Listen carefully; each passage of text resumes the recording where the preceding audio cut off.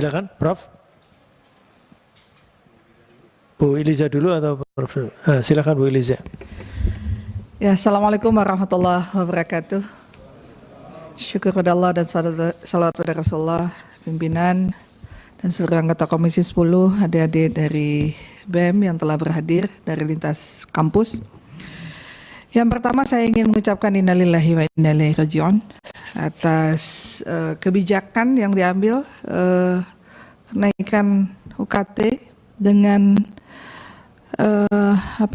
tidak mempertimbangkan bagaimana keberlanjutan pendidikan anak bangsa. Karena apa? Kita tahu Indonesia tidak cukup sejahtera, sehingga bisa seenaknya kampus menaikkan biaya UKT. Karena memang ini, mohon maaf ya, kita ini sebetulnya Komisi 10 ini selalu terjebak dengan persoalan-persoalan di tengah-tengah kampus, sekolah, kebijakan yang diambil di saat kita sedang melaksanakan reses. UKT ini meningkat, itu sebetulnya kan ini sesuatu hal yang sangat tidak manusiawi. Kita ingin mencapai Indonesia Emas 2045, generasi emas gitu. Sementara mereka terkendala dengan pembiayaan. Kami memang Komisi 10 punya aspirasi untuk memberikan KIP kuliah. Tapi yang kuota yang kita dapatkan saja tidak bisa memberikan secara signifikan gitu ya terhadap calon mahasiswa yang membutuhkan. Konon lagi ketika mereka yang sudah berkuliah tidak mampu melanjutkan. Ini kan harusnya kebijakan itu harus betul-betul difikirkan. Karena tugas kita mendidik yang ujung-ujung adalah manusia yang bisa memanusiakan manusia. Kalau tadi saya sekilas terakhir saya datang karena tadi sedang di Badan Legislasi, malah ada kebijakan kampus yang tidak memperbolehkan BEM berbicara, itu fatal sifatnya. Harusnya BEM itu menjadi mitra kerjanya kampus, yang nantinya suara mereka itu harus menjadi bahan pertimbangan kampus. Karena ini kan organisasi yang mewakili mahasiswa di kampus gitu. Dengan lahirnya PTNBH, itu kampus kan diminta agar kampus ini bisa diberikan keleluasaan. Kemarin saya hadir di kegiatan Unsia launching produk yang bisa bekerja sama dengan perusahaan-perusahaan komersil gitu ya, yang nantinya kan bisa berdampak terhadap peningkatan keuangan dari kampus itu sendiri, dari kreativitas, dari apa yang dimiliki, potensi yang dimiliki di daerah yang dikelola melalui kampus. Katakanlah Unsiah kemarin dengan minyak nilamnya dan produk lainnya yang menghasilkan buat minyak wangi, lotion dan sebagainya, dan kemudian MOU dengan perusahaan-perusahaan besar. Nah, ketika anggaran itu terus dengan kreativitas kampus itu menambah, harusnya UKT menurun bukan meningkat. Nah, belum lagi fasilitas kampus secara infrastruktur itu masih sangat minim gitu, masih sangat kurang di beberapa kampus, terutama di daerah-daerah.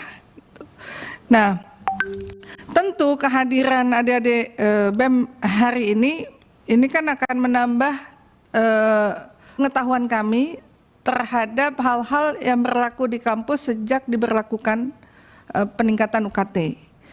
Jadi memang ya kemarin ada sampai pinjol lah gitu ya. Kita juga diwawancara tentang pinjol, sekarang tentang UKT, sampai harus datang ke sini gitu, perjuangan. Ya terus harus berjuang. Jadi kalau memang ini menzalimi terhadap kemampuan mahasiswa kita untuk melanjutkan kuliah, ya keberadaan PEM harus benar-benar bisa menyuarakan itu. Dan pola caranya ya kalau kemarin harus sampai, saya melihat hampir di seluruh Indonesia ya melakukan upaya dengan demonstrasi dan sebagainya. Tapi memang jalan yang ditempuh hari ini adalah jalan yang cerdas, ya, jalan yang cerdas. Kalau bisa langsung ya mintalah waktu Pak Menteri, ya. Tentu kami di Komisi 10 tugas kami memang memfasilitasi itu. Kalau Kang Dede ini memang sangat menjadi focal point kita gitu, yang selalu bisa mewakili lah kita semua kemarin di media di mana-mana juga perjuangan. Nah, kita sudah bertemu dengan kementerian dalam hal pinjol dan sebagainya, dan hari ini kita menerima adik-adik mahasiswa. Kita tidak ingin apapun itu, kalaupun ada peningkatan yang tidak signifikan, artinya peningkatan ada penambahan mungkin setiap tahunnya sedikit, itu masih bisa ditolerir gitu. Tapi ketika persentase itu saya sendiri sangat kaget. Kan kalau di kampus itu beasiswa kan bervariasi ya. Ada yang terima 100%, kayak kita yang KIP kuliah itu ada terima 100%. Ada yang terima sekian persen dari kampus, sekian. Sampai yang memang mereka secara mandiri gitu. Nah, karena hal ini bervariasi, kemampuan juga bervariasi. Kalau ada subsidi silang mungkin masih bisa ditolerir, yang mampu membayar lebih, yang tidak mampu difasilitasi. Nah, pasti tidak adakan gejolak seperti ini, maka kebijakan itu harus benar-benar secara cerdas, secara cermat, melihat kepentingan yang lebih besar. Infrastruktur penting, tapi manusianya jauh lebih penting menurut saya. Nah, insya Allah kita di Komisi 10 ini akan mencoba nantinya di dalam pertemuan ke depan, kita akan sampaikan hal ini agar kampus tidak bisa semena-mena dengan aturan yang ada untuk pengembangan kampus itu, sehingga yang dikorbankan adalah mahasiswanya. Kan buat apa kampus megah ternyata orang di dalamnya nggak megah gitu, hanya bisa dinikmati oleh segelintir orang. Sama halnya kemarin ketika persoalan ya terjadi musibah kemarin di studi tour anak-anak sekolah. Ya artinya ketika kebijakan itu tidak memperbolehkan studi tour, padahal yang salah kan bukan itu. Memang kalau yang namanya kita musibah ya tetap musibah. Tapi yang harus dilihat apa? Ya dari angkutannya, ya dari transportasinya. Kemudian anak-anak yang tidak mampu harus bisa ikut kan gitu. Tapi ketika dikasih satu hal persoalan, itu mengambil penyelesaian itu menyelesaikan persoalan dengan tambah masalah. Masa iya kalau pemerintah bisa studi tour, ya kemudian DPR juga bisa belajar studi tour mana, terus anak-anak peserta didik kita larang studi tour, padahal dia ke kampus ini ke DPR ini juga studi tour gitu. Nah inilah mudah-mudahan harapan kita ke depan, adik-adik mahasiswa inilah ke depan yang calon pemimpin masa depan. Lihat kasus hari ini menjadi hal yang harus dipertimbangkan ke depan. Jadi kalau mengambil kebijakan jangan menambah masalah gitu. Memang kami semua kaget, loh kok tiba-tiba kita diwawancara, ditelepon di mana-mana kok tentang kenaikan UKT, sementara kita sendiri nggak tahu tentang itu.